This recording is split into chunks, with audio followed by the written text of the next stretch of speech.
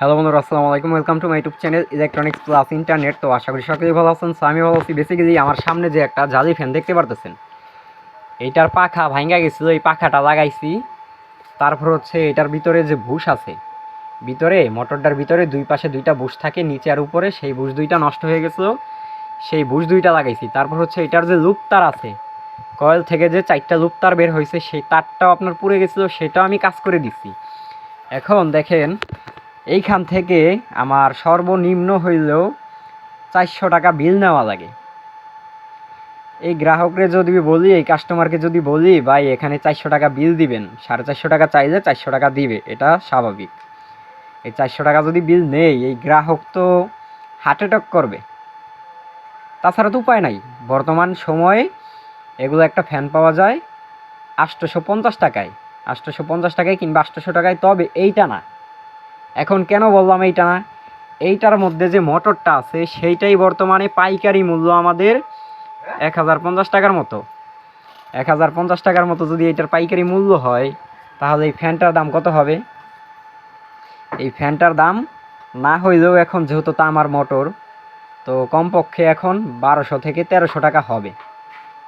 কারণ দেখা যাচ্ছে এখন অনেকে বলতে পারেন যে ভাই 1200-1300 কেমনে হয়? মোটরটার দাম যদি আপনার 1050 টাকা হয়, তাহলে খাঁচা মাচা আবিজাবি মিলে এত কম দাম কীভাবে? এত কম দাম হবে এই কারণেই যে কোম্পানি যেহেতু তাদের নিজস্ব কোম্পানিতে সব কিছু ফিটিং করবে, যার কারণে তারা 100 টাকা লাভ হয়ে যাবে, এটা মার্কেটে বিক্রি করতে পারবে। এর জন্য এটা 1200-1300 টাকা দাম হবে।